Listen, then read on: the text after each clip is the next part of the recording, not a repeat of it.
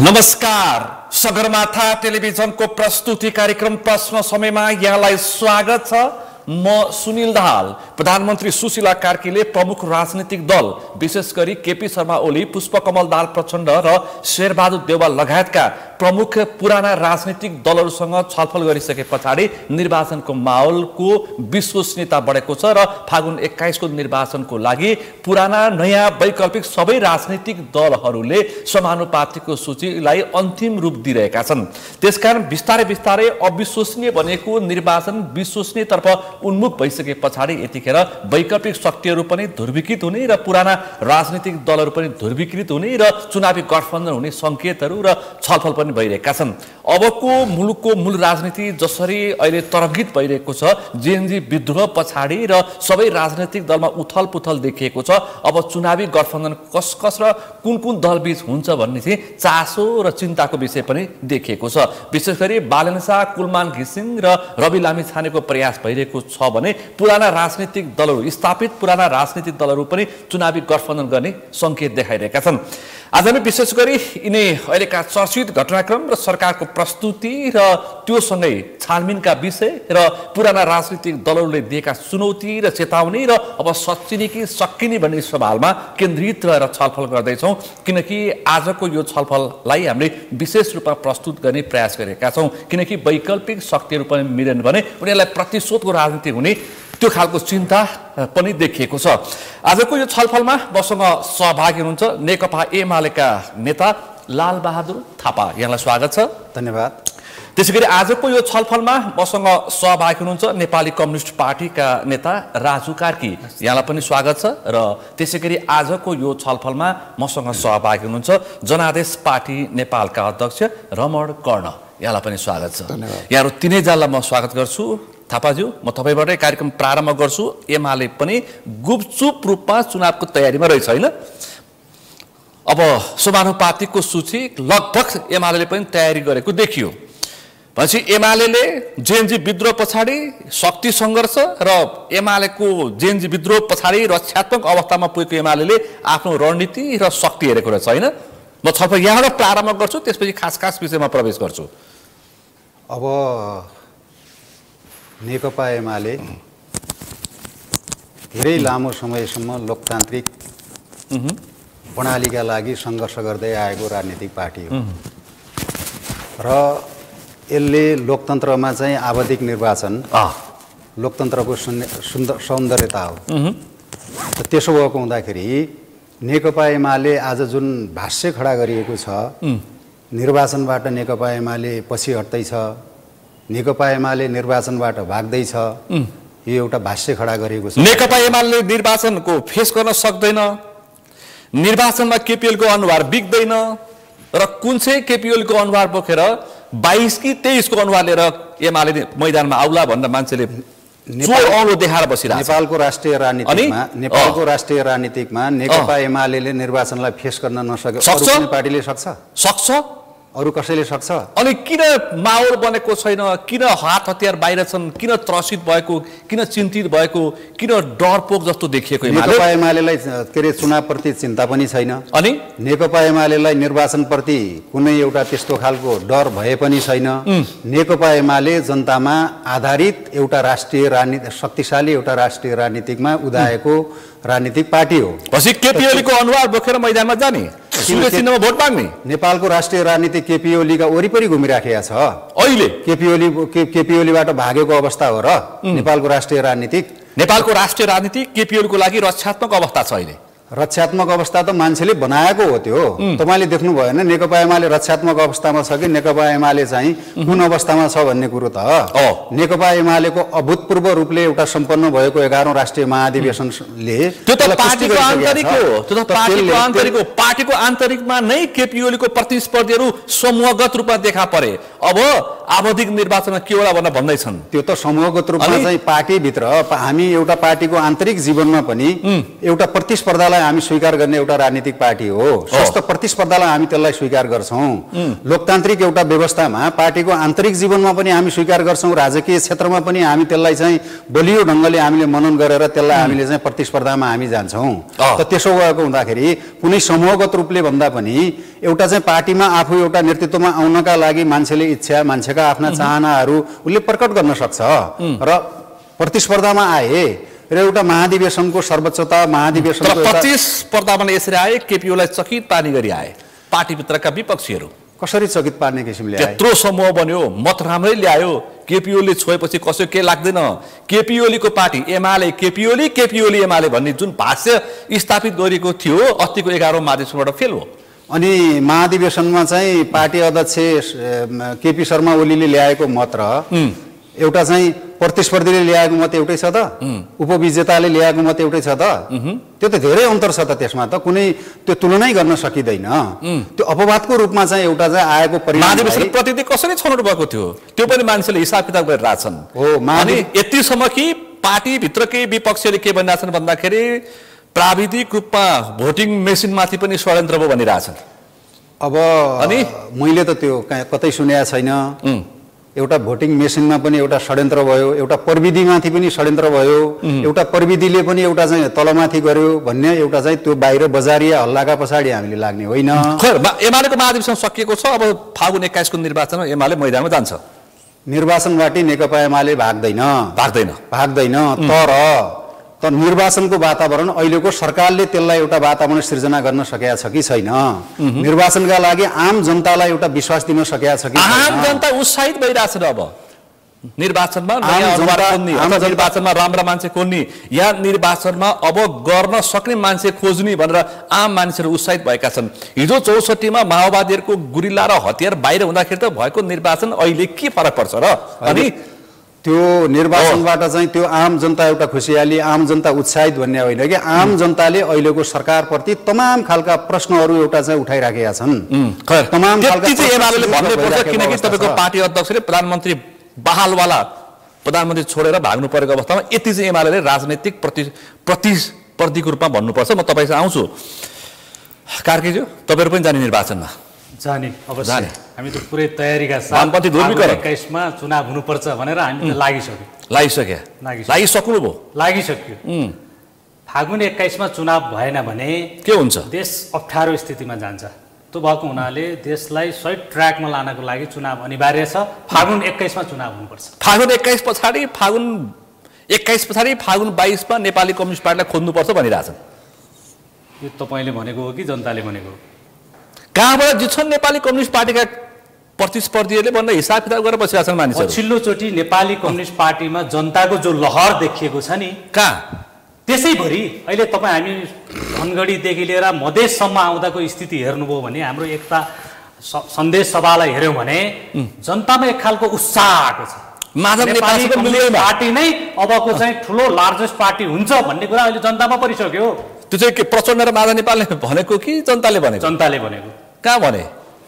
हामी जहाँ पुग्यौँ त्यही जनताले भने। हामी धेरै ठाउँमा आम पब्लिकले, आम नागरिकले के भन्यो? आम जनताले पछाडि हुन्छ। आम जनताले भनेको कुरा हो। उपस्थितिले नि देखाइसक्यो त। अब त हेर्नुहोस्, नेपाली सभामा उत्साह देखिएन। जनताको बिचमा जाँदै गर्दा कसैलाई बाहिर आउन गाह्रो भइरहेको थियो। यो कुरा हामीले ख्याल गर्नुपर्छ। केपीओलीलाई भनेको कसैलाई तपाईले सदा पहिलाको महेश पशुत्र हामी निक्लिँदाखेरि नेपाली कम्युनिस्ट पार्टी माधव नेपाल सहयोगी भयो हामी नेपाली कम्युनिस्ट पार्टी बीचका जो तमाम 16 घटकको चाहिँ एकतापछि एक खालको माहौल बन्यो। सबै पार्टीमा एक खालको उत्साह आएको छ। देशमा जनतामा मात्रै होइन, सबै राजनीतिक दलमा एक खालको उत्साह पैदा गरेको। सबै निर्वाचन क्षेत्रमा नेपाली कम्युनिस्ट पार्टीले उम्मेदवार पाउँछ। उम्मेदवार पाउने कुरा छोडिदिनुहोस्, यहाँ त प्रतिस्पर्धा भएर हामीलाई उम्मेदवार छान्न गाह्रो भइसक्यो। तपाईहरु त प्रतिस्पर्धी छैन भनिरहेछन् अहिले। नेपाली कम्युनिस्ट पार्टीको प्रतिस्पर्धी छैन रे, आफैले प्रतिस्पर्धा भयो। हामी भर्खरै आजै मात्रै अहिले भर्खर हामी मिटिङ सिद्धाएर तपाईँ यहाँ आउँदै छौँ। के भयो? प्रतिस्पर्धा उम्मेदवार हामीले चाहिँ कसलाई छान्ने भन्ने अवस्थामा छौँ अहिले हामी। त्यस्तो प्रतिस्पर्धा छ अहिले प्रत्येक निर्वाचन क्षेत्रमा। तपाईको पार्टी संयोजक प्रचण्डलाई कुन क्षेत्रमा जाने भन्ने नि टुङ्गो छैन। प्रचण्ड त मेरो क्षेत्रमा आऊ, मेरो क्षेत्रमा आऊ भन्ने अवस्था छ अहिले। 5-7 वटा निर्वाचन क्षेत्रमा प्रचण्डलाई बोलाइराखेका छन् जनताले। यो ठुलो कुरा हो नि। अझै प्रचण्डलाई पहिले ठुलो माग छ निर्वाचन क्षेत्रहरूमा। धेरै ठाउँमा अहिले जनताको माग प्रचण्डको छ। पछि अहिलेको आवश्यकता पनि हो, यो आजको मार्क्सवाद पनि हो हेर्नुहोस्। भनेपछि नेपाली कम्युनिस्ट पार्टीको प्रतिस्पर्धी को नेपाली कांग्रेस कि नेकपा एमाले अथवा रवि लामिछाने बालन शाह कुलमान घिसिङ? चुनावमा गएपछि थाहा हुन्छ प्रतिस्पर्धी को भन्छ भनेर। अहिले हामीले यही भनिसकेका छैनौँ। भनिसक्यो लार्जेस्ट पार्टी चाहिँ नेपाली एमाले भनिसक्यो हाम्रो खुल्ला प्रतिस्पर्धा बनेको नेपाली कांग्रेस शेरबहादुर देउवा पार्टी हो भनिसक्यो एमाले, केपी ओलीले भनिसके। त्यो एमालेको कुरा भयो, हामीले चाहिँ अहिले यही भनेका छैनौँ। सायद के थाहा देउबाजी यतैतिर चाहिँ आउने हो कि भनेपछि देउवासँग मिल्नको लागि तपाईँहरूको दौडधुप छ। होइन यो केपी ओली छलफल गरिसके, आज देखिसक्यो प्रचण्डले पनि हात अगाडि बढाइसक्यो। सम्भावनाहरू धेरै हुन्छन्, यही भन्न त सकिँदैन। अहिले सम्भावनाहरूको खेल चाहिँ हो राजनीति। भनेपछि माधव नेपाल र प्रचण्डको अनुहार बोकेर चुनावमा भोट माग्न जाने आजको नेतृत्व भनेकै प्रचण्ड र माधव नेपाल हो। पत्याउँछन् जनताले, पत्याउँछन्। आइसके जनता त यही हो आजको नेतृत्व। आजको चाहिँ यो देशको निकास दिने नेतृत्व कोही हो भने माधव प्रचण्ड हो भनिसक्यो त जनताले। तपाईँ साउँछु एकैछिन कर्णज्यू सुन्नुभयो नि? सुन्यो। के भन्नुभयो पुराना दलका नेताहरूले? पुराना दलका युवा नेताहरू माहौल अझै पनि पुराना राजनीतिक दलमै छ, नयाँहरू त केही होइनन्। हो त्यस्तै हो के हो? हामीलाई त्यस्तो लागेको छैन। अनि हामी पनि जुन किसिमको कन्फिडेन्स उहाँहरू यहाँ व्यक्त गरिरहनु भएको छ, यो उहाँहरूले कस्तो भयो भने जेनजी आन्दोलन पूर्व र पश्चात अहिलेको चुनाव जुन छ नियमित चुनाव छैन। हो, नियमित चुनाव छैन भने यो अनियमित चुनाव हुनुपर्ने वातावरण कसको कारण आयो, कसरी आयो भन्ने प्रश्नको जवाब सबभन्दा पहिला दिनुपर्ने त उहाँहरूले हो नि। केपी ओली, पुष्पकमल दाहाल प्रचण्ड र माधव नेपाल अथवा शेरबहादुर देउवाल दिनु पर्यो। उहाँहरूले त अहिलेसम्म यो प्रश्नको जवाबै दिन सक्नु भएको छैन जनतामा। जनतालाई सम्बोधन गरेर यो निर्वाचन र यो परिस्थिति मुलुकको आज आउनुपर्ने अवस्थाको चाहिँ दायित्व र जिम्मेवारी बोध पनि उहाँहरूले गर्न सक्नु भएको छैन। कर्णज्यू तपाईँ कहाँ हुनुहुन्छ? पुष्पकमल दाहाल प्रचण्डले भनिसके प्रचण्ड जेएनजी भइसके। हो, सुन्नु भएको छैन? हो, प्रचण्ड जेएनजी भइसके। हो, यही भन्दैछु कि अब प्रचण्डजीले आफूलाई जेएनजी भन्नुपर्ने अवस्था किन आयो त? प्रचण्डजी प्रचण्ड किन हुनुहुन्न आज भन्ने कुरा त प्रचण्डजीले अब बुझ्नु पर्यो नि कि जेएनजी आन्दोलन पश्चात जेएनजीले प्रचण्डजीको प्रचण्ड अस्तित्व थियो, त्यसमाथि प्रश्न उठाइसकेको अवस्था छ। प्रचण्डको अस्तित्वमाथि पनि प्रश्न उठिसकेको छ। अस्तित्वमाथि प्रश्न उठाइसकेको मैले भनेछु। अस्तित्वमाथि मात्रै होइन, प्रचण्डजीको प्रचण्ड अस्तित्व जुन पहिला थियो यत्रो देशभरि एकता सन्देश दिएर प्रचण्डले सभा गरिरहेछन्। हो, अनि त्यो चाहिँ आजको दिनमा अब त्यसमाथि प्रश्न उठिसके। किनभने जुन उहाँ यो संसदीय व्यवस्थामा उहाँले पनि नेतृत्व गर्नु, सबैभन्दा बढी नेतृत्व गर्नु भएको समय उहाँको छ।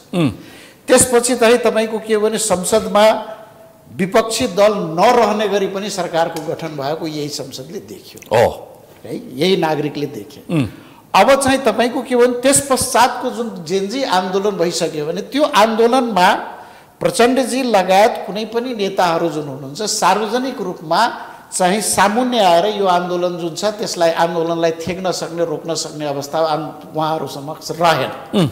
23 र 24 गते कहाँ थिए? 23 र 24 गते त्यहाँनिर छ। एक्ज्याक्टली। अर्थात् जुन आन्दोलन छ, जुन मुभमेन्ट छ, त्यो कुनै व्यवस्था परिवर्तनको लागि त भएको थिएन नि। सुशासनको मागको लागि जुन आन्दोलन भएको थियो, त्यो सुशासन दिन नसक्ने व्यक्तिहरू आज फेरि चाहिँ म नागरिकलाई सरकार दिन्छु र मै आउँछु भनेर भन्नु भनेको के हो तपाईँको भने त्यो चाहिँ आजको यो अर्को चाहिँ पोलिटिकल तपाईँको यो फ्रड हुन जान्छ।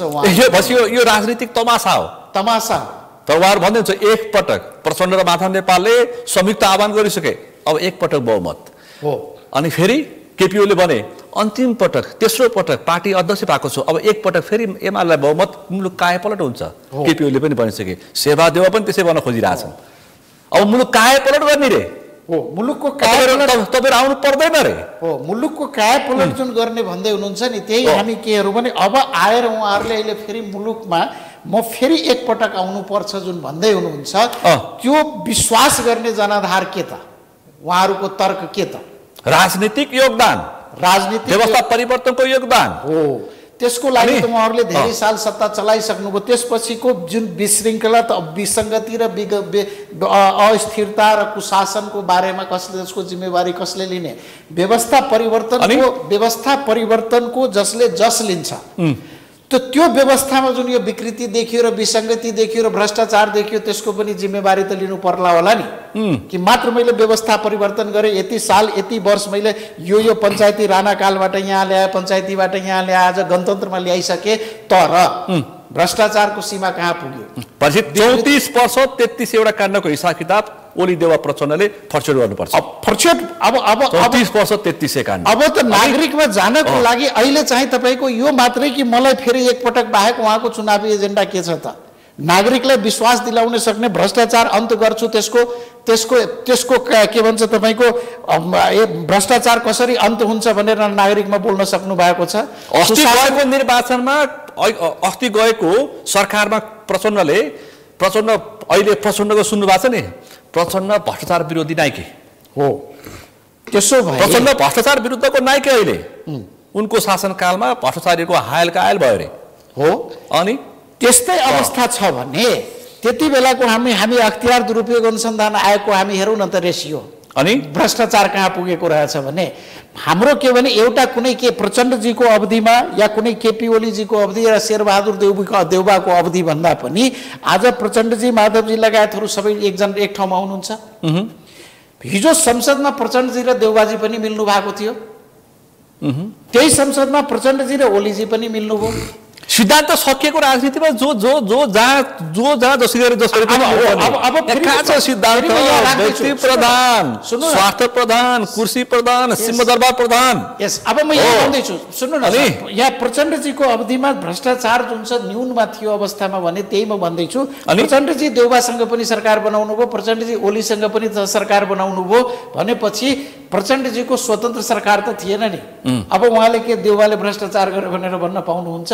ओलीले गर्यो भनेर भन्न पाउनुहुन्छ ओली र देउबाको पनि त सरकार त्यो आरोपको साझेदारी प्रचण्ड पनि हुन् एक्ज्याक्टली हिसाब प्रचण्डले पनि दिनुपर्छ केपीओले पनि दिनुपर्छ देउबाले दिनै परिहाल्यो यो अहिलेसम्मका राजनीतिक दलहरू जेनजी आन्दोलन पूर्व जो सरकारमा आए मुलुकलाई जेनजी आन्दोलन गर्नुपर्ने पूर्व अवस्थाको निर्माणकर्ता उहाँहरू हो त सुशीला कार्की लिनु पर्यो नि तिनै सुशीला कार्की हुन् 23 गते अगाडि के भन्थिन् आज शिथिल भई टाउको दुखिरहेछ गरे नसक्ने अवस्थामा पुगे भनेर आज थके मार्नु पर्ने अवस्थामा कार्की सरकार पुगिरहेछ खोइ त भ्रष्टाचारलाई पाता कसेको खोइ त छानबिन आयोगले 23-24 गतेको छानबिन आयोगले समयमै अब तीव्र गतिमा बयान लिएर ठिक पारेको हो अनि एक्ज्याक्टली तपाईको प्रश्न जुन छ अब हामी कहाँ गयो भने यो जुन अन्तरिम सरकार छ त्यसले भ्रष्टाचारको अन्त कहाँ गर्न सक्यो भनेर प्रश्न छ हो आम मान्छेको प्रश्न छ 78 जनाको रगतको न्याय खोइ राको यो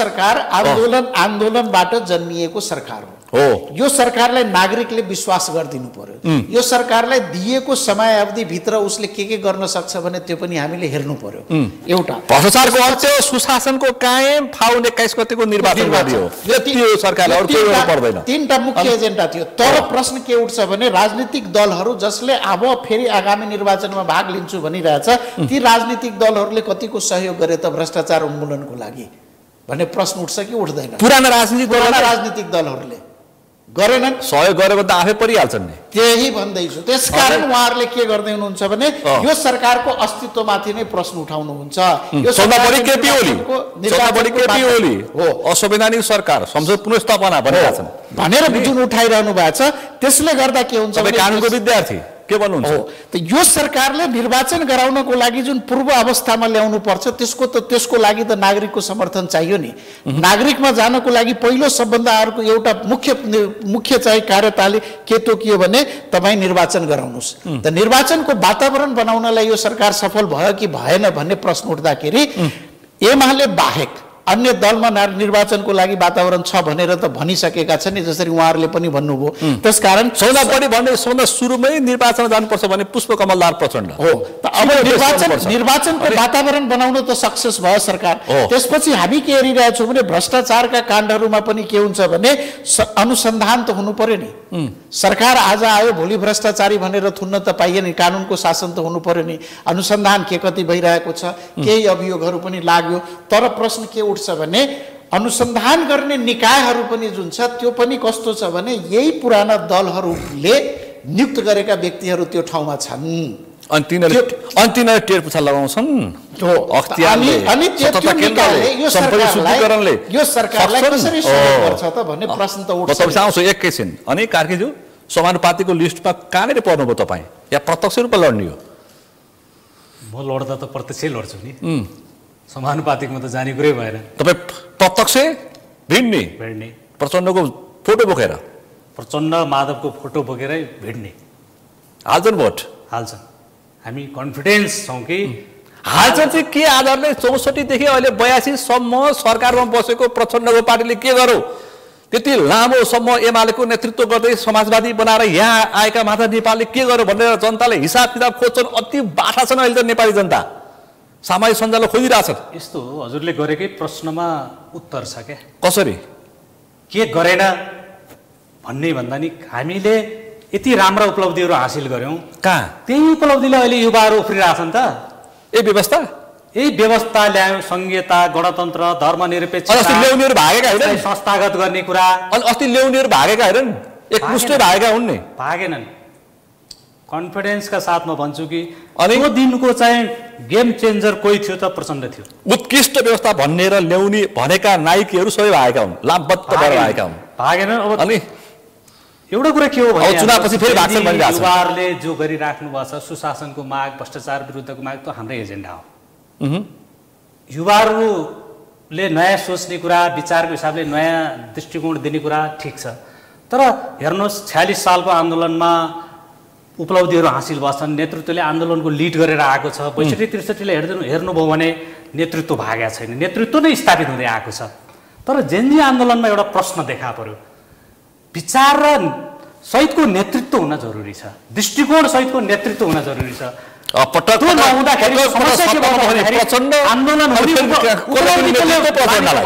जेनजीको नाममा आन्दोलन हुने, हजुरआमा चाहिँ प्रधानमन्त्री हुन पर्ने किन बन्यो त भन्दाखेरि दृष्टिकोण सहितको नेतृत्व आन्दोलनमा भएन, त्यसले गर्दाखेरि समस्या आयो। हेर्नुहोस्, उहाँहरूले नयाँ सोच्नुपर्छ,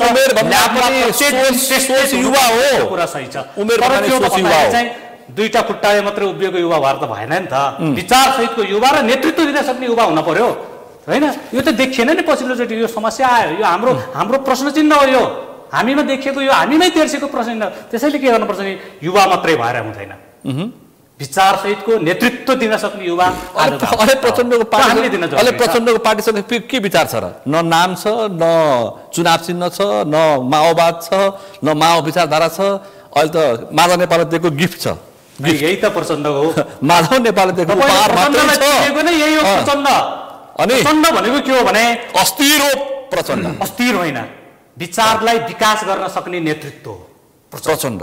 64मा एक्लै 121 सिट ल्याएको प्रचण्ड आज अब 10 सिट वरिपरि पुग्छन् भने विचारको विकास हुँदाखेरि जहिले पनि चिजहरू बदलिन्छन्, त्यतिखेर नेतृत्वले पनि नयाँ सोच्छ।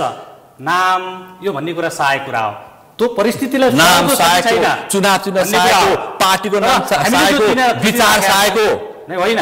अनि हामीले मार्क्सवाद छोडेका छैन, लेनिनवाद छोडेका छैन, आजको वैज्ञानिक सिद्धान्त जो हामी समाजवादमा जाने कुरालाई छोडेका छैन, मुख्य कुरै छोडेका छैन, आदर्शिक सिद्धान्तै केही पनि छैन, छोडेको होइन, केही पनि छैन भनिरहेछन्। यो त तपाईँ प्रचण्ड माधव तपाईँहरूले भनेको कुरा, तर हामीले भन्ने कुरा, जनताले भन्ने कुरा प्रचण्डले माधवजीले गरेको नयाँ गर्नुभयो भन्ने छ। उता ओलीबाट लखेटिएका, यता सबै छोडेर एक्लो बनेका प्रचण्डको मिलन मात्रै हो, लखेटिएका होइनन्। अनि त्यसरी बुझ्नु हुँदैन आन्दोलनमा। अनि कसैको मान्छे के भन्छन् हैन, कम्तीमा राजु झगडा हुने बित्तिकै चाहिँ लखेट मान्छेहरू के भन्छन्, कम्तीमा राजु बस मान्छेहरू के भन्छन्, कम्तीमा राजु कार्की जस्ता युवाहरू चाहिँ त्यसमा त्योभन्दा पनि अरू सोचेको भए हुन्थ्यो। हामीले सोचेको के हो भने नेतृत्व 3 in 1 हुनुपर्छ, समय बर्बाद हामीले मात्रै गर्ने कुरा भएन कि अरूहरूलाई पनि हामीले सँगै लानुपर्छ। एउटा निश्चित समयमा नेतृत्व उहाँहरूलाई नै मान्नुपर्छ। हेर्नुहोस्, हामीले नि पर्खिन तयार हुनुपर्छ, धैर्य हुन पनि जान्नुपर्छ कि युवाहरूले। आत्ति नि भोलि नै त्यहाँदेखि चाहिँ फेरि 6 महिनापछि अगाडि हेर्दा क्रान्तिकारी, 6 महिना पछाडि कहाँ छ मान्छे भनेर हेर्ने कुरा नै हुँदैन क्या। जनार्दनहरू बाटो लागे, युवा होइन, त्यागी युवा रुङ्दै विप्लव र जनार्दनहरू बाटो लागे। अब कति रुङ्ने प्रचण्डलाई होइन, उहाँहरूलाई त चान्स दिएकै हो नि त होइन, उहाँहरूले गर्नुहोस् भनेकै हो। प्रचण्ड कमरेडले हैन जनार्दनजीलाई चाहिँ के दिनुभएको छैन एउटा कुरा पार्टी नेतृत्व दिन सक्नु भएन पार्टी नेतृत्व हैन उहाँले तपाई भन्नुहुन्छ प्रतिस्पर्धाबाट भन्नुहुन्छ भने एउटा प्रक्रियामा त्यो कुरा नि त्यो प्रक्रियासम्म त वापस अनि केपीओले चाहिँ किन धारे हात लगाएको त केपीओले पार्टीलाई एकलोटी पार्छ भने किन प्रचण्ड रूप चाहिँ सार्वजनिक रूपमा भाषण गर्दै हिँड्छन् त हैन केपीजीको बारेमा उहाँले धेरै कुरा राख्ने कुरा हो केपीजीको बारेमा के हो भन्नुहुन्छ भने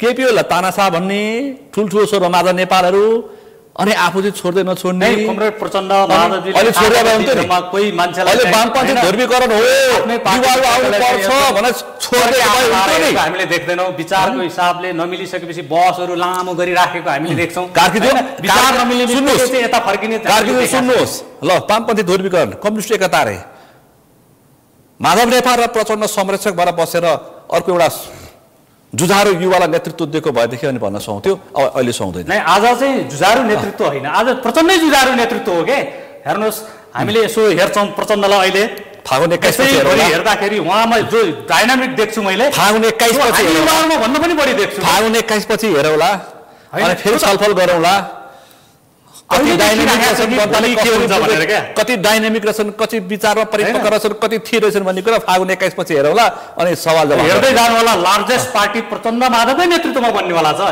यो सत्य हो मान्छेले फेरि सामाजिक सञ्जालमा उल्टो कि सुल्टो भन्छन् फेरि हैन त्यो सामाजिक सञ्जालमा कोही कोही अलिअलि त भइहाल्छ नि विरोधीहरू थापाजु 2/3 को हाराहारीमा केपीओल को पार्टी केपीओले भने हो भोट चाहिँ कसले दिन्छन् नेपाली जनताले दिन्छ कहाँ दिन्छन् मतदानमा दिन्छ चुनावको बेला दिन्छ आफ्नो अभिमत जाहेर गर्छ नेकपा युवाले लहाटेको अझै पनि मत दिन्छन् त्यत्रो युवाले लहाटे हैन अझै मत दिन्छन् केपीओलाई अहिलेको सबभन्दा अलोकप्रिय पात्र मुलुकको भनेको केपीओले कसरी अलोकप्रिय पार्टी त्यही भन्छन् सञ्जाल हेर्नुस् मान्छे हेर्नुस् हाम्रो पार्टीको सर्देय अध्यक्ष कसरी अलोकप्रिय त्यही भन्छन् जसले युवाले त्यही भन्छन् जसले यो मुलुकलाई सुरुङ मार्गको युगमा प्रवेश गरायो अनि जसले यो मुलुकलाई पुरा चाहिँ युवाहरूलाई एउटा रोजगार के अरे उत्पादनसँग जोड्ने एउटा चाहिँ त्यो खालको के अरे योजना उसले अगाडि सार्यो अनि त्यो खालको एउटा चाहिँ उसले दूरदर्शिता अगाडि सार्यो अनि जसले यो मुलुकको एउटा विकासका लागि चाहिँ उसले एउटा चाहिँ सन्तुलित ढङ्गले एउटा विकासका प्रक्रियाहरू अगाडि सार्यो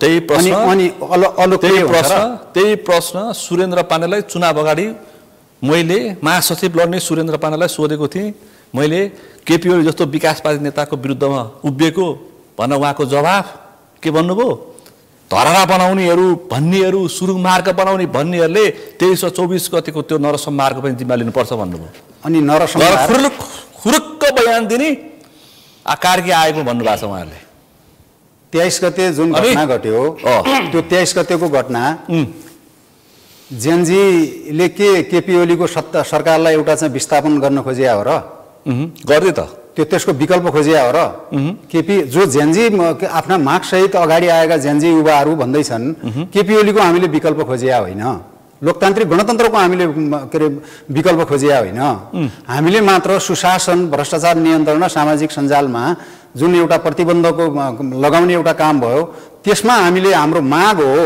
आन्दोलन पनि होइन हाम्रो माग हो भनेर चाहिँ जेनजीहरू नै भन्दैछन् जो असली जेनजीहरू भन्दैछन् यो त बाहिर केपीओली अलोकप्रिय अनि केपीओलीलाई लखेटियो यो त बाहिर जसले केपीओली बाट पूर्वाग्रही छन् नेकपा एमाले प्रति पूर्वाग्रही छन् र नेकपा एमाले यो मुलुकको शक्तिशाली एउटा राजनीतिक पार्टी भएको हुनाले र त्यसलाई विभिन्न कोणबाट चाहिँ पूर्वाग्रही ढङ्गले एउटा व्यक्त गरेका त्यस्ता खालका मनसायहरू हुन् त्यस्ता खालका दुराशय एउटा भावनाहरू हुन् केपीओली तपाईहरु देख्नु भएन आज चाहिँ साना साना एउटा चाहिँ बच्चा 8-9 वर्षका बच्चाले पनि केपीओली जिन्दाबाद भन्दैछ केपीओली यो मुलुकको एउटा चाहिँ के भन्छ चाहिँ राष्ट्रवादी नेता केपीओली यो मुलुकको एउटा चाहिँ परिवर्तनको एउटा चाहिँ वाहक त्यो त आम मान्छेले भन्दैछ र के अरे युवाले भन्दैछन् विद्यार्थीले भन्दैछन् मजदुरले भन्दैछन् विभिन्न एउटा तहका मान्छेहरूले भन्दैछन् अनि कसरी अलोकप्रिय भयो भने फागुन 21 गते 22 गते 23 गते थाहा होला त्यस पछाडी हो तपाईले भनेको कुरा त्यही हो केपीओली अब यो कस्तो हुन्छ भने कानेर केपी बा भन्दार छन् फेरि कस्ता कस्ता अनुहारले भन्दार छन् केपी बा अनि थाहा हुन्छ अब केपी बा भन्ने मान्छे अनि वी लभ यु र आई लभ यु भन्नेहरु कहाँ पुग्छन् त्यसपछि केपी बा भन्ने मान्छेहरु केपी बा भन्ने मान्छेहरु के नेकपा एमालेका कार्यकर्ता होइनन् नेकपा एमालेका इमान्दार सिपाही होइनन्, नेकपा एमालेका चाहिँ आधार स्तम्भ होइनन्। त्यत्रो कार्यकर्ता भएको केपी बाले यहाँ बानेश्वरसम्म एक्लै बिना सुरक्षा आउनु पर्यो, हिँड्न सक्नु पर्यो। अनि सुरक्षा लिएर हिँड्दाखेरि कसको सुरक्षा लिएर? कार्यकर्ताको सुरक्षा लिएर हिँड्नु भने त्यो गलत हो र? के अरे अहिलेको सरकारले सारा एउटा चाहिँ के भन्छ सुरक्षामा खटिएका एउटा चाहिँ सुरक्षाकर्मीहरूलाई त फिर्ता गरेका छ नि त, होइन र? पूर्व प्रधानमन्त्रीको सुरक्षा गर्ने काम, पूर्व प्रधानमन्त्रीलाई सुरक्षा व्यवस्थापन गर्ने काम सरकारको होइन र? अनि सरकारले पूर्वाग्रही एउटा चाहिँ भावनाका साथ उसले मेची महाकालीको एमाले गुन्डुमा सीमित भएको छ। कसरी गुन्डुमा सीमित भएको छ? मेची सीमित मान्छेले संरक्षण दिएर राख्नु परेको छ। देशभरिका युवा मेरो सरकारले प्रतिबन्ध गरेर राखेको छ। मेरो बाजुरामा केपी ओलीले कुनै सभामा जान सक्छन्? एकदम बकाइदाका साथ चुनाव, तर अहिलेको सरकारले के गरेर स्थान हद तोकिएको छ। अनि स्थान हद अहिलेको सरकारले तोक्न पाउँछ कि पाउँदैन? पाउँछ नि। कसरी पाउँछ? त्यत्रो 23 र 24 गतेको मुख्य व्यक्ति भनेर 23 र 24 गतेको पात्र ठिक छ। 23 र 24 गतेको घटना घट्यो। 23 र 24 गतेको घटना मैले बनाइन फेरि स्पैटहरु ईश्वर पोखरेलहरुले भनेको, मैले मात्रै बनाइन फेरि। अब ईश्वर पोखरेलले मैले भन्नुभयो होला भन्ने त मलाई लाग्दैन। बयानमा जानु पर्छ केपी ओली, त्यो उहाँको भनाइ हो। विपक्षी समूहको मुख्य एजेन्डा र त्यही थियो महाधिवेशनमा हाम्रो पार्टीको छलफलै गरेको हो। बेलाको उपाध्यक्ष ईश्वर पोखरेलको उहाँको एउटा धारणा हो, उहाँको दृष्टिकोण हो, उहाँको त्यत्रो विचार हो नि त, त्यत्रो उम्मेदवार समूहले भनेको। अब म तपाईलाई अन्तिम एउटा सारमा एउटै मात्रै कुरा के भन्छु भने अहिले राज्यको बागडोर भनेको त अहिलेको असंवैधानिक सरकारको हातमा छ नि त, हैन? सुशीला कार्कीको हातमा छ। असंवैधानिक सरकारले गरेको निर्वाचन गर्नुपर्छ। यदि केपी शर्मा ओली 23 र 24 गतेको घटनामा आम रूपमा दोषी हुनु भनेपछि त उनीहरूले छानबिन गरेर गरे भइहाल्यो त। कसले रोकेको छ र? गरिरहेछ नि। अब बयानमा बोलाउँछ, छानबिन उनीहरूले गरे, बयानमा जाने बयानमा ल्याउने प्रयास गरिरहेछ। कसैले छेकबार त गरेको छ। असंवैधानिक सरकार हो भनेदेखि यो विषय चाहिँ अदालती प्रक्रियामा छ। अदालती 1 फागुन 21 सम्म अदालतले टुङ्ग्याएन भने यो असंवैधानिक सरकारले गरेको चुनावमा नजाने नि, किन जाने? अब अदालतले पुनर्स्थापना गरिसके पछाडि त सो त गए नै, यो सरकार नै हट्यो। त्यसपछि त फेरि छलफल गर्ला तपाईहरु। आउला नि त एउटा चाहिँ 2079 को निर्वाचनबाट जनताको अभिमत प्राप्त गरेका पार्टीहरु आउँछन्। असंवैधानिक सुशीला कार्कीले नेतृत्व गरेको तोकिएको निर्वाचनमा एमाले जाने कि नजाने? अब मलाई त नेकपा एमालेको यो सरकारका विषयमा, निर्वाचनका विषयमा यदि यो मुलुकमा प्रष्ट स्पष्ट एउटा धारणा भएको, स्पष्ट मान्यता भएको, स्पष्ट दृष्टिकोण भएको कुनै पार्टी छ भने त्यो नेकपा एमाले हो। किनभने अहिलेको जुन सरकार बनेको छ यो सरकार आम रूपमा संविधान विपरीत छ। यो त निर्वाचनमा नजाने छैन। माहौल बनेपछि जाने भने किन असंवैधानिक जाने भन्नु पर्यो? एमालेले संसदको हत्या गरेको छ, संसदलाई विघटन गर्ने काम गरेको छ। र अहिले तपाईहरु जो सरकार बनेको छ, ल जेनजी भनौं, सुशीला कार्की जेनजीमा पर्छन् त, अनि क्याबिनेटमा बसेका मन्त्रीहरु जेनजीमा पर्छन् त, त्यो त जेनजीलाई एउटा हतियार बनाएर जसले सुन्दर देशको परिकल्पना गरेर एउटा माग सहित, त्यो आन्दोलन पनि होइन, माग सहित आफ्ना माग अगाडि सार्दाखेरि चाहिँ त्यसलाई एउटा चाहिँ हाइस्याक गरेर आज एउटा चाहिँ के भन्छ चाहिँ जेनजीका नाममा गैर जेनजीहरु चाहिँ क्याबिनेटमा बसिराखेका छन्। त्यही होइन जसले त्यो हाइस्याक कसले गर्यो त भन्दा भनेपछि असंवैधानिक गैर जेनजीको सरकारले गरेको निर्वाचन नजाने एमाले त्यो हिम्मत गर्न सक्नु पर्यो एमाले। सम्मानित सर्वोच्च अदालतले मलाई लाग्दैन कि संविधान सम्मत ढंगले यो सरकार बनेकै होइन, संविधान विपरीत छ। सम्मानित सर्वोच्च अदालतले संसदलाई पुनर्स्थापना गर्छ। संसदलाई पुनर्स्थापना गरिसके पछाडि अहिले फेरि छलफल संसदलाई त्यो अदालती प्रक्रियाको विषय उतै छोड्दिउँ। अब रवि लामिछाने, कुलमान घिसिङ र बालन शाह एकजुट हुने भए त्यो संकेत गर्दैछन् पहिलो प्रतिस्पर्धी केपी ओली। अनि रवि लामिछाने कुन पात्र हुन् कसैले आम नेपाली जनतालाई थाहा छैन। माहौल बढिरहेछ। कसरी माहौल बढिरहेछ? सबलाई मिलाउँछु। नेपाली जनतालाई ढाँट्ने काम गर्यो, उहाँसँग 2टा नागरिकता थियो। नेपाली जनतालाई ढाँट्ने काम गर्यो, उहाँसँग 2टा पासपोर्ट थियो। नेपाली जनतालाई ढाँट्ने काम गर्यो, एउटा मान्छेले दुःख गरेर श्रम गरेर जम्मा गरेको एउटा पैसालाई दुरुपयोग गर्ने काम गर्यो। केपीओले प्रतिशोध साध्ने काम गरे। सरकारमा सँगै जाने, त्यसपछि सरकारमा आफूलाई अनुकूल भएपछि प्रतिशोध साध्ने। म तपाईलाई स्पष्ट गर्दैछु। ल भन्नुहोस् त। जसले आर्थिक अपचलन गर्यो, जसले कानुन विपरीत काम गर्यो, जसले कानुन उल्लङ्घन गर्यो, त्यसलाई कारबाही भएन भनेपछि त केपी ओलीले कारबाही गरेन, केपी ओलीको सरकारले कारबाही गरेन। अनि जसलाई त्यस्ता एउटा कानुन विपरीत काम गर्ने एउटा कुनै पनि मान्छेलाई कारबाहीको प्रक्रियामा ल्याउँदा रवि लामिछानेलाई भेट्न जाने लस्कर छन्, लस्कर थिए, प्रचण्डसम्म पुगे होइन त कार्कीज्यू। अनि के भन्नुहुन्छ अहिले? अब बालेन शाह, रवि लामिछाने, कुलमान घिसिङ, उस्तै पऱ्यो हाम्रो रमन कर्णज्यूहरू पनि एउटै किताबमा वैकल्पिक शक्ति लिएर तपाईँहरूसँग भिड्न आउँदै हुनुहुन्छ होइन। भेट्न जाने कुरा त अब राजनीतिमा एकले अर्कालाई भेट्ने कुरा यो राजनीतिक संस्कारको विषय भयो। तपाईँले उठाएको विषय कहाँनिर गम्भीर छ भने आजको दिनमा चुनावी गठबन्धन गर्नु पर्यो भनेर जानु पर्यो। एक्लै जाने हिम्मत चाहिँ कसैको पनि देखिएन। रवि लामिछानेसँग चुनावी गठबन्धन गर्नु पर्यो भनेर जानु पर्यो तपाईँको पार्टी अध्यक्ष? छैन, मैले थाहा पाए अनुसार चर्चा छ छैन। अब यो कहाँबाट कुरा आयो त्यो त थाहा भएन। कम्तीमा पनि प्रचण्ड र रेणुदाहालको सुरक्षा गरिदिनु पर्यो। तपाईँहरूले विज्ञप्ति पनि आइसकेको छ, उहाँलाई त्यसरी भेट्न जाने कुरा पनि भएको छैन होइन। उहाँहरू गएको कोही छँदै छैन, त्यत्तिकै गयो भनेर भन्ने कुरा त भएन होइन। र राजनीतिक रूपमा छलफल गर्ने कुरा, बहस गर्ने कुरा, भेटघाट गर्ने कुरा एउटा कुरा हो। चुनावको रूपमा उहाँहरूसित गठबन्धन बन्ने कुरा होइन, उहाँहरूलाई भेटेर उहाँहरूबाट आश गर्न पर्ने कुरा आज नेपाली कम्युनिस्ट पार्टीलाई छैन। त्यस्तो निष्फिक्री ढुक्क कन्फिडेन्स नेपाली कम्युनिस्ट पार्टी कहाँबाट आएको शक्ति नेपाली कम्युनिस्ट पार्टीलाई यो होइन। हाम्रा पुरा वरिष्ठ नेताहरूको चाहिँ नेतृत्व सहित हाम्रो एकताबद्ध टिम छ अहिले। राजनीति गर्ने मान्छेलाई यति विश्वास चाहिँ हुनुपर्छ, आज जस्तो भए पनि यति विश्वास चाहिँ हुनुपर्छ राजनीति गर्ने मान्छेलाई। आज जित अगाडि देखापर्छ।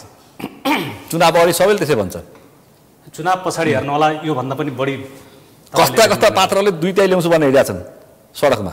कस्ता पात्रहरूले ती कस्ता भनेको को हुन् त मलाई थाहा भएन, तर नेपाली कम्युनिस्ट पार्टी चाहिँ यसपालि लार्जेस्ट पार्टी भएर आउँछ। बालेन शाह, कुलमान घिसिङ सबै मिले भने, वैकल्पिक नयाँ शक्तिहरू मिले भने कति सकस पर्छ?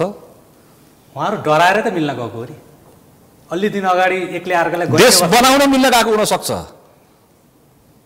मलाई त्यस्तो लाग्दैन। उहाँहरू टेस्टेड भइसक्नुभयो। तपाईँहरू चाहिँ सबै टेस्टेड छन् हेर्नुहोस्। तर के कुरा हो भने हामीले भनेको कुरा के हो भने हाम्रा कमजोरीका सीमाहरूलाई रूपान्तरित गर्ने, सुधार्दै लाने, राम्रा कुराहरूलाई संस्थागत गर्दै लाने कुरामा हामी दृढ छौँ।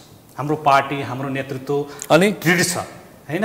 मान्छेबाटै गल्ती हुन्छ र मान्छेले त्यसलाई रूपान्तरित गर्न सक्नुपर्छ होइन। जसले आफ्ना गल्तीहरूलाई चाहिँ पहिचान गर्दैन, गल्तीलाई सुधार्दैन, त्यो कोही नि हो। नेपाली कम्युनिस्ट हुन्छ नि, कम्युनिस्टहरू नेपाली हुँदैनन् रे। अझ नेपाली एमाले हुन्छन् रे, एमाले नेपाली हुँदैनन् रे। डायलेक्टिकलले यसो भन्छन् कम्युनिस्टहरू कहिले नेपाली कहिले मान्छे बन्न सक्दैनन्। के बोलिदियो त्यो कुरा त थाहा भएन मलाई। राजावादीहरूले नेपाली हुन सक्दैन भन्छन्, अर्का थरी मान्छेले कम्युनिस्टहरू मान्छे हुन सक्दैन भन्छन्। त्यो होइन, असली मान्छे कम्युनिस्ट हो, नामधारी त्यो होइन। व्यक्तिको व्यवहार एउटा, कम्युनिजम र कम्युनिस्टको कुरा छ नि त्यो धेरै विशाल। मिलेर देखाउनुहोस् न त, विशाल केपी ओली प्रचण्ड मिलेर देखाउनुहोस् न त चुनावमा। मिल्यो, देखिसक्नु भने तपाईँले नेकपा बनायो भने अनि आचरण फुट्छ भन्नुहुन्थ्यो। दृष्टिकोण नमिलिसकेपछि त सँगै बस्न सक्दैन नि। महाधिवेशन लगत्तै फुट्छ। हेर्नुहोस्, विचार नमिलिसकेपछि ठुल्ठुला महान पुरुषहरू पनि अलग हुन्छन्। मार्क्ससित पनि विचार नमिलेर अलग भए, लेनिनसितै अलग भए, माओसेतुङसितै अलग भए। प्रचण्ड केपी अलग हुने कुरालाई हामीले अन्यथा मान्नुहुन्न। जब विचार दृष्टिकोणमा भिन्नता आउँछ फरक हुनुपर्छ, सँगै बस्नै हुँदैन, झन् त्यसमा धमिरा लाग्न थाल्छ। अब चुनावी माहौल कति पेचिलो बन्दै आउँछ, त्यसपछि धकेलिँदै जाने होला, त्यो सम्भावना अहिले छैन। अब मैले कर्णज्यू, अब सब रवि लामिछाने, बालेन शाह, कुलमान मिल्ने, तपाईँ चाहिँ के गर्ने?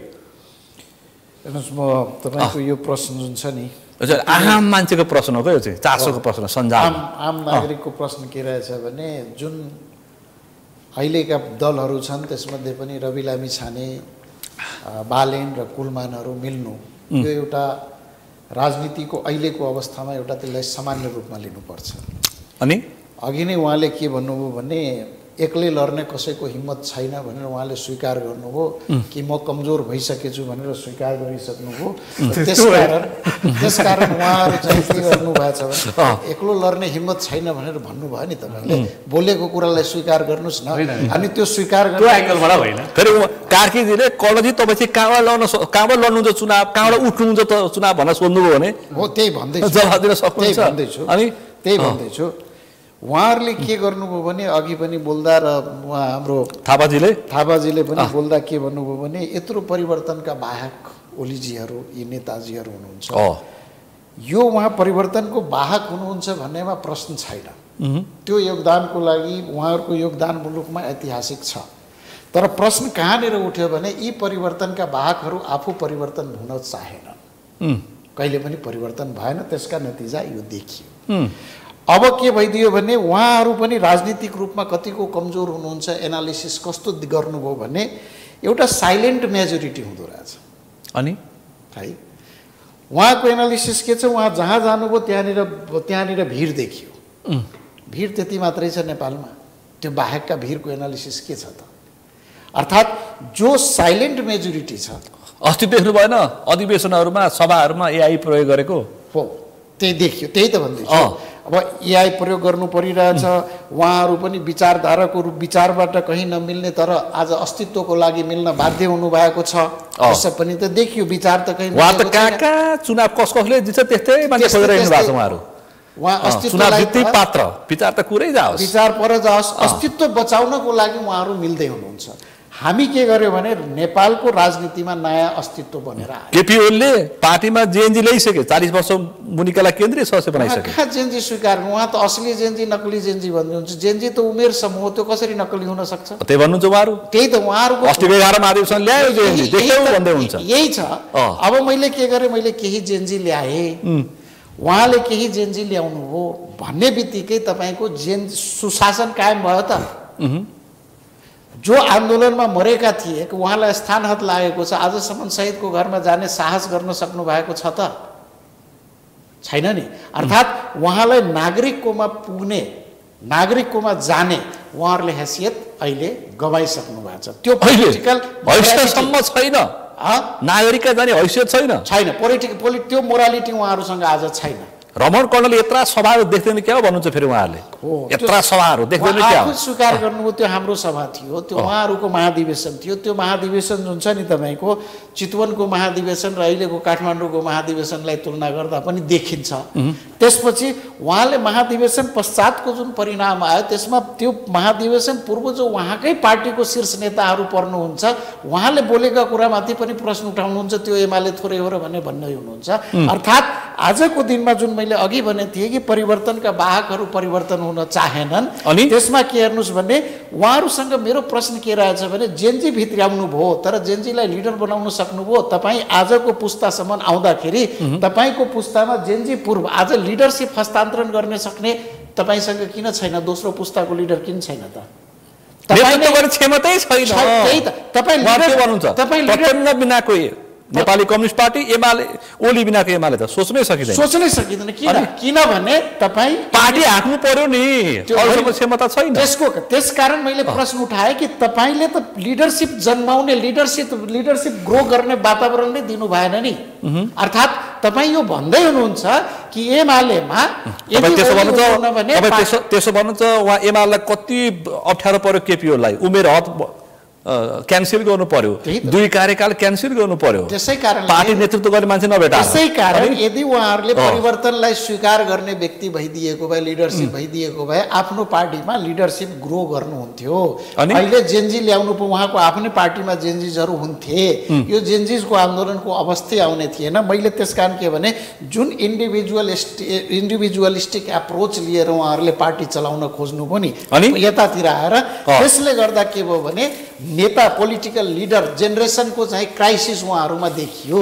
त्यसकारण आज के भइरहेछ भने भित्र्याउनु परिरहेछ, उहाँहरूलाई भित्र्याउनु परिरहेछ। मेरोमा अरूतिर तपाईँहरूतिर आकर्षण छ, यतातिर भित्राउनु पर्यो। मेरोमा आइदेऊ, जेएनजी आइदेऊ, तिमीलाई म केन्द्रीय सदस्य दिन्छु, तिमीलाई फलानु दिन्छु भनेर आज ठुल्ठुला दलहरूले के गरिरहेछ भने आकर्षण दिइरहेछ जेन्जिजहरूलाई अनि भनेपछि तपाईँ कमजोर हुनुहुन्छ भने त स्वीकार गर्नुभयो नि, तपाईँले लिडरसिप डेभलप गर्न सक्नु भएन भन्ने स्वीकार गर्नुभयो नि, तपाईँले डेभलपमेन्ट दिन सक्नु भएन भन्ने कुरा स्वीकार गर्नुभयो नि। अब त्यसपछि बच्छ के नयाँ पोलिटिकल पार्टी छ। अनि नयाँ पोलिटिकल जनादेश पार्टीलाई किन मत दिने हो, जनादेश पार्टीलाई किन मत दिने भन्ने प्रश्न जुन उठ्छ, तपाईँले भन्नु भने नेपाली कम्युनिस्ट पार्टी र एमालेलाई किन मत दिने, तपाईँलाई चाहिँ किन दिने हो। जनादेश पार्टीलाई किन मत दिने भनेपछि तपाईँको जनादेश पार्टीको जन्म कहिले भयो?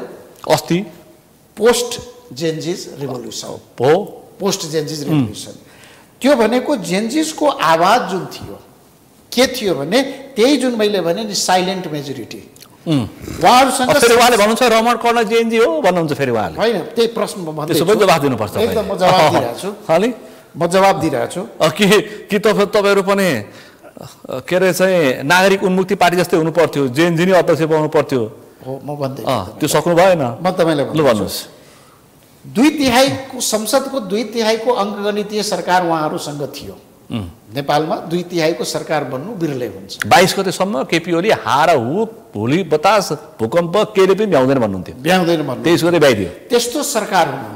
तर साइलेन्ट मेजोरिटी जब बाहिर आए त्यसपछि उहाँले संसद त के बालुवाटार निवास स्थान पनि छाडेर जानु पर्यो है। अर्थात् force of voice of silent majority जुन छ यी पोलिटिकल पार्टीहरूले रिफ्लेक्ट गर्न सकेन, क्यारी गर्न सकेन, बुझ्न सकेन। त्यसकारण अब आवश्यकता के पर्यो, त्यस्तो दल चाहियो जसले यो साइलेन्ट भोइस जुन छ र साइलेन्ट मेजोरिटी जुन छ र फोर्स जुन छ त्यसको आवाज बन्न सकोस्। त्यसकारण हामी के गर्यो भने त्यो आवाज बन्नको लागि हामीले जनादेश पार्टी, त्यसकारण हामी नामै राख्यौँ जनआदेश, अर्थात् जनताको आदेश मान्ने पार्टी जो जनताको आदेश आउँछ त्यो नाम राखेर हामी त्यो स्पिरिटमा हिँड्यौँ। हामी रिफर्मिस्ट भयो। वैकल्पिक चाहिँ किन 10तिर मुख फर्काएर हिँडेको, एउटै मुख बनाएको के फरक पर्थ्यो? हो, अब त्यही भन्दैछु। लु भन्नुहोस्। हामी के भन्यो भने रिफर्मिस्टको रूपमा आयो, सुधार हुनुपर्छ भनेर। कसलाई छान्ने?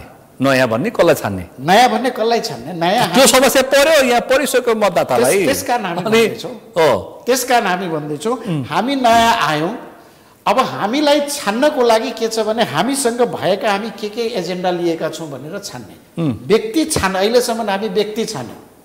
अब झन् व्यक्ति छानिन्छ भनिरहेछ। व्यक्तिवादी होइन, अब झन् व्यक्ति छान्ने। अब मुद्दा ब्रान्डेड मान्छे छान्ने रे। अब मुद्दा छान्ने, तपाईको अनुहार छान्ने भनिरहेछ नि यहाँ। अनुहार छान्दा यो समस्या आएको हो। अहिले पनि उहाँहरू रवि छान्ने, कुलमान छान्ने, बालेन छान्ने, रमण कर्ण छान्ने, एउटा सेक्टरमा व्यक्ति छान्ने। कसैलाई नछान्ने, छान्ने कसलाई? यी एजेन्डा कसले क्यारी गरिरहेको छ? पिपुल्स एजेन्डा, डेभलपमेन्टको एजेन्डा कोसँग छ? प्रश्न उठ्छ। कुनै पनि दलले उहाँहरूको सबै घोषणापत्र पढाएको छु, सबैको विकासको आर्थिक समृद्धिको 101 घोषणापत्र छ, राप्रपाको सबै छ। एकदम त्यही भन्दैछु। तर यी सबै घोषणापत्रमा उहाँले राख्नुभयो, घोषणा गर्नुभयो, यसलाई के भन्छ तपाईँको इलेक्सन कमिटमेन्ट जुन छ नि त्यो मात्रै सीमित रह्यो भोट लिनको लागि। तिमीले गर्छौ? 30 वर्षदेखि सरकार त उहाँको छ। घोषणापत्रको कार्यान्वयन कति भयो? डेभलपमेन्ट कहाँ पुग्यो? भ्रष्टाचार 62-63 को आन्दोलन पछाडिको यत्रो देशभरि विकास भएको चाहिँ देख्दैनौ तिमीहरूले भन्छन्। फेरि बिजुली, बत्ती, पानी, सडक, सुरुङ, मार्ग, धरारा, रानी पोखरी सब भन्छन्। त नि त्यही भएर ठुल्ठुला गाउँमा ठुल्ठुला गाउँपालिकाका ठुल्ठुला भवनहरू सर भन्नुहोस्। त्यही भएर 24 गते भाग्नलाई सडक मार्ग प्रयोग गर्न सक्नु भएन। अराजक समूह हो भन्दै हुन्छ थापाजीले। सडक हामी बाह्य शक्तिको रणनीतिमा आएका, रोड म्याप बनाएर आएका सुन्नु न अराजक समूहहरू। सुन्नु न, सडक हामीले बुटवल नारायण घाटको सडक हामी देखिरहेको छौँ, कति वर्षदेखि बनिरहेको छ। अनि एउटा कुनै योजना उहाँहरू पछिल्लो 30 वर्षदेखि 25 वर्षदेखि के भन्छ त्यही मध्य प्रदेशको कमला माईको पुल हेरौँ न। त्यहीमा भन्दैछु त्यस्तै खालको छ। आज जुन योजना परियोजनाहरूको शिलान्यास गर्नुभयो त्यो उहाँहरू त्यो कहाँ पुगेको छ, त्यसको निर्माण कहाँ पुग्यो छ भनेर हामी प्रश्न गरौँ त। एउटा निर्माण त भइरहेछ, कमिसन चाहिँ कहाँ पुग्यो भनेर सोध्नुपर्छ। त्यही त निर्माण त भइरहेछ, त्यही त वर्षौं भरि निर्माण भइरहेछ। कमिसन चाहिँ कहाँ पुगिसक्यो? कमिसनको विकास त मान्छे त्यो रोडमा हिँड्न पाएन, गाडी त्यो रोडमा घुर्न पाएन। तर कमिसन हिरिसक्यो कमिसन हिरिस त्यही जवाब आजको दिनमा चाहिँ लिएर जसले आइरहेछ जसले यो प्रश्न उठाइरहेछ जससँग यो कमिटमेन्ट छ अब के छ पुराना अघि नै उहाँले भन्नुभयो फेरि तपाईले पनि धोका दिन सक्नुहुन्छ फेरि हामी टेस्टेड छैनौं हामी धोका दिनु हो नि सुन्नु न हामी कमिटेड निराशाको मत आशाको लागि दिएको अपेक्षाको मतमा फेरि निराशा दिनुभयो भने विस्फोट हुन्छ नि हो त्यो विस्फोट गर्नु होला त्यसकारण हामी चाहिँ अहिलेको विषय यो जुन आन्दोलन भयो त्यसपछि हामी जन्मेको कारण आन्दोलन यस्तो हुँदो रहेछ यदि तिमी यसरी गर्यो भने यो परिणति भोग्नु पर्छ भन्नेमा हामी सचेत भएर हामी दल खोल्यौं तर उहाँहरू एमाले अर्गानिक होइन के जेनजीको त्यो आन्दोलन अर्गानिक हुँदै होइन रोड म्याप अर्कैतिर बनेको थियो या प्र्याक्टिस भयो भन्छ एमाले हो त्यो प्र्याक्टिस भयो त यहाँ प्र्याक्टिस गर्न आउने जुन थियो त्यो के गैर नेपाली थिए थापाज्यू त्यो सडकमा आउने सबै गैर नेपाली हो कहाँबाट आएका थिए भारतबाट आएका थिए पाकिस्तानबाट आएका थिए त्यो त उनीहरूले सुशासनको माग गरेको सडकमा देखेका ती नेपाली होइनन् सिटिजन नेपाली थियो तिनीहरू सबै मैले त्यो भन्न खोजे होइन त्यहाँभित्र अनेक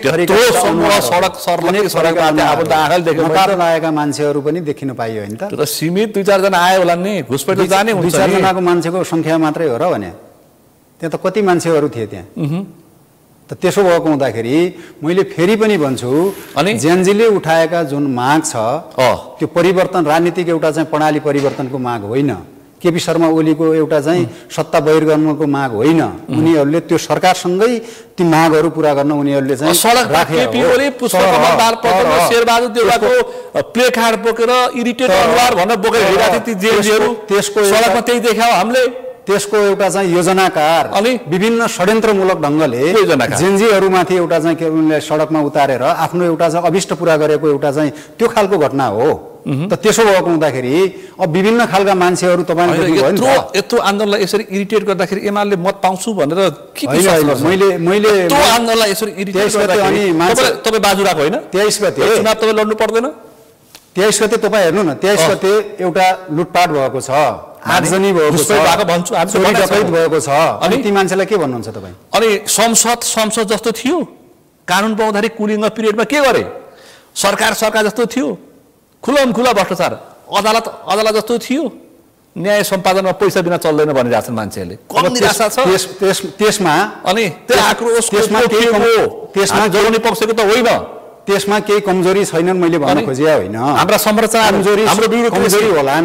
कमजोरी होलान् इरिटेट गरिरहेको थियो युवाहरूलाई तर कमजोरीमाथि अनि केही एउटा चाहिँ भएका कमजोरीमाथि चाहिँ पुरा चाहिँ देशलाई एउटा खरानी बनाउने हो त्यो गल्ती भयो संसद भवन जलाउने हो सिंहदरबार जलाउने हो हुँदैन थियो एउटा चाहिँ न्यायमूलक पीडा थियो सर्वोच्च अदालत जलाउने हो व्यक्तिका घर जलाउने हो त्यसबाट के देखिन्छ भन्दाखेरि यो मुलुकको एउटा चाहिँ राष्ट्रियतालाई समाप्त गर्ने यो मुलुकको एउटा संविधानलाई एउटा समाप्त गर्ने त्यो परिस्थिति त राम्रो काम गरिदिएको भए त कार्कीज्यू आउँथ्यो परिस्थिति राम्रो काम गरिदिएको भए तपाईले आउँथ्यो त्यो परिस्थिति जो युवाहरूले जुन एजेन्डा बोकेर सडकमा आउनु भएको थियो राम राज्य थियो मुलुकमा छ त्यो बेला युवाको माग सम्बोधन गर्न त्यो बेलाको सरकारले सक्नु पर्थ्यो फेरि ओलीलाई मात्रै त्यो सुनाउनु छ फेरि 64 दिनमा पनि सरकारमा हुनुहुन्छ केपी ओलीलाई मात्रै धारे हात लगाएर सरकार ब्याक हुन पर्ने था 24 गतेको घटना आउनुमा त्यो बेलाको सरकार चाहिँ जिम्मेवार देखिन्छ यो चाहिँ हामीले स्वीकार्ने कुरा नै त्यही हो कि 24 गतेको घटना 24 गतेको घटनाको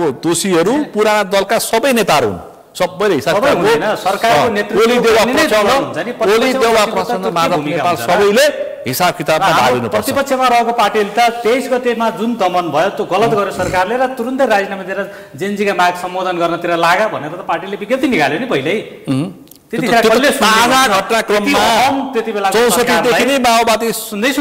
चौसठीदेखि नै माओवादी तीनै तहको सरकारमा छ तीनै तहको सरकार बने पछाडि संघमा थियो प्रदेशमा गयो प्रदेशमा थियो स्थानीय तहमा गयो जनताको अपेक्षा अनुसार माओवादीले विकास गर्न सके कि सकेन दोस्रो पाटोको समीक्षा गरौँला तर सिट दिएको होइन 64 मा गर्छ भनेर तपाईसित यो बहस गर्ने कुरा पनि माओवादी मुभमेन्ट पछाडिकै कुरा हो यो त्यो हामीले हेरेका छौँ माओवादी मुभमेन्ट अगाडि यसरी बहस गर्न पाइन्थ्यो कि पाइन्थ्यो 63 अगाडि समयको माग पछि यस्ता परिवर्तन भइरहन्छन् त्यो होइन समयको माग भएपछि समयको माग त समयको माग के भयो साल पहिल्यै हुन पर्ने थियो नि समयको मागले बहुदल हामी किन यति पछाडि पञ्चायत गयो, समयको मागले बहुदल गयो, समयको मागले नेताले भागे।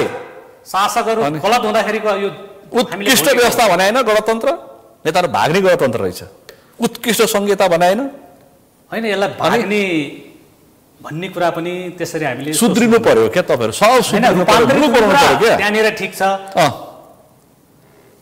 अराजक भिडले आएर चाहिँ नेतृत्वमाथि आक्रमण गर्ने कुरा पनि त जायज छैन नि त। फेरि समग्र सबैलाई अराजक भनेर त्यसरी चाहिँ अपव्याख्या पनि गर्नु हुँदैन। युवाहरूले राखेका माग जायज, दिनमा 3600 युवाले मुलुक छोडिरहेछन्, आएकै छौँ यहाँ देखेका सबै हामी युवा, दिनमा 3600 युवाले मुलुक छोडिरहेछन् होइन नि त हामी।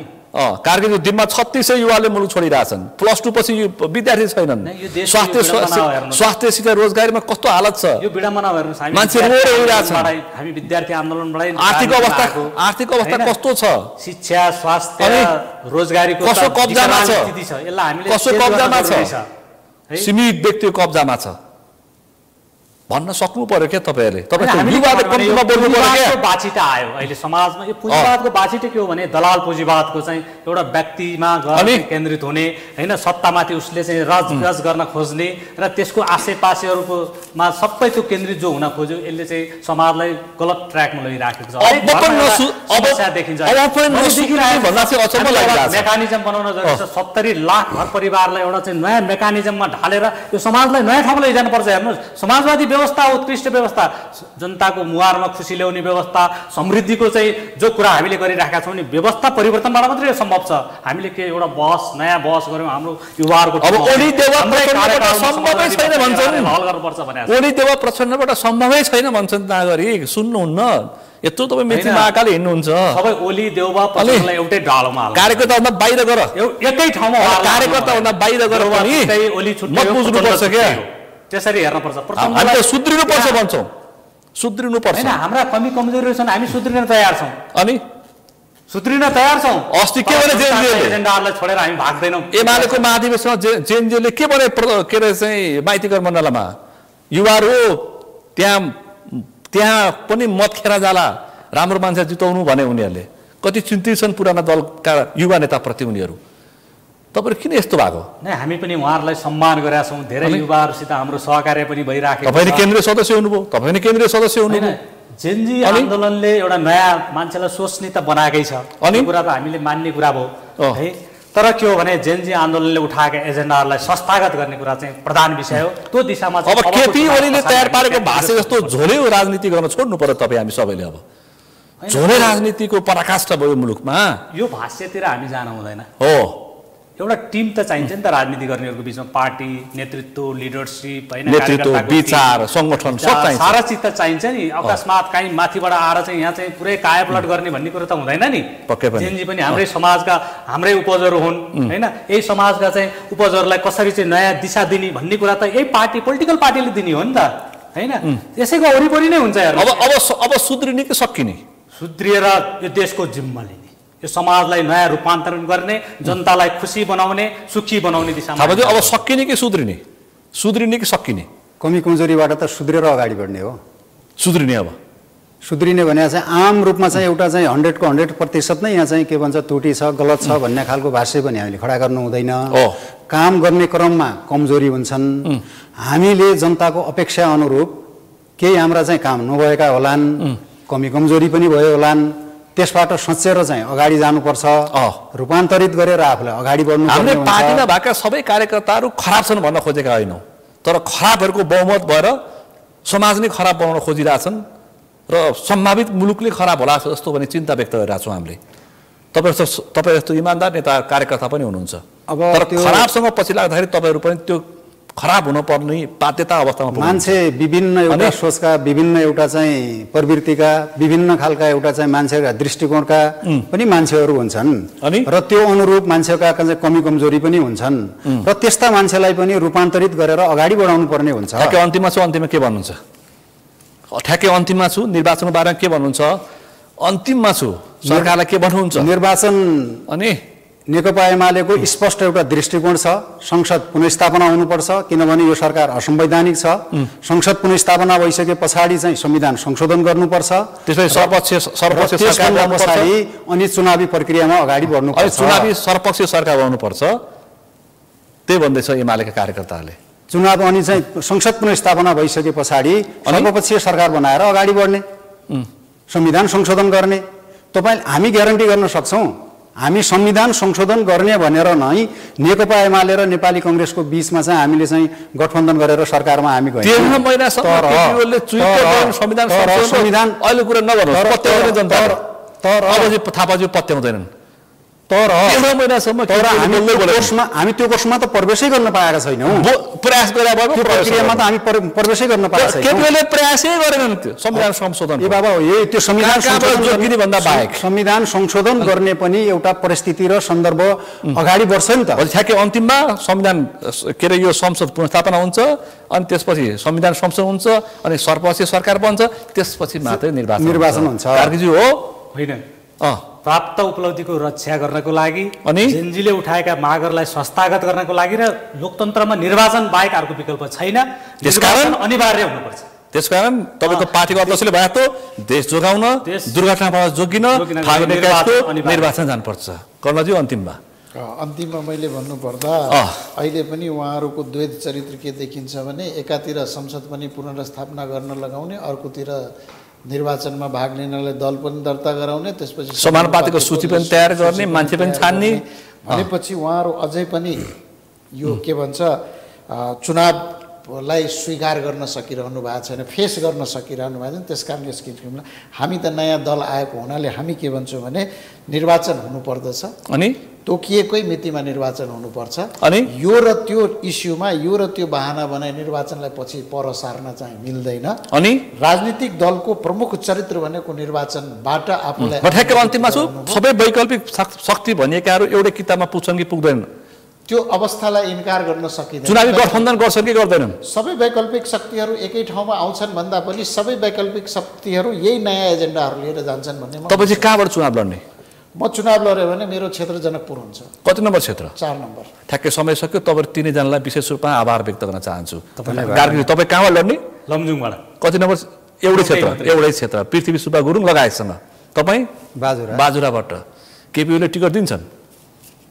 अब टिकट त पार्टीकै एउटा चाहिँ कार्यकर्तालाई, पार्टीकै नेतालाई त्यहाँ टिकट ठ्याक्कै समय सक्यो। समय र समाजलाई विशेष रूपमा तपाईँहरू तिनजनालाई आभार व्यक्त गर्न चाहन्छु। आज हामीले विशेष गरी निर्वाचन केन्द्रित विषय प्रसङ्गमा अहिलेको पछिल्लो राजनीतिक घटनाक्रम र पुराना र वैकल्पिक शक्ति बीचमा देखिएको फरक र आगामी निर्वाचनमा कसरी फेस गर्ने भन्ने विषयमा र अहिलेको पछिल्लो घटनाक्रममा केन्द्रित रहेर छलफल गऱ्यौँ। आजको यो छलफलमा मसँग सहभागी हुनुहुन्थ्यो नेकपा एमालेका युवा नेता लालबहादुर थापा, त्यसै गरी नेपाली कम्युनिस्ट पार्टीका युवा नेता राजु कार्की र त्यसै गरी जनादेश पार्टी नेपालका अध्यक्ष रमण कर्ण। आजको विषय प्रसङ्ग यति नै। भोलि अर्को विषय प्रसङ्गका साथ कार्यक्रम प्रश्न समय ल्याउने बाचा गर्दै म सुनिल दाहाल पनि बिदा चाहन्छु। सगरमाथा टेलिभिजन हेर्दै गर्नुहोला। नमस्कार।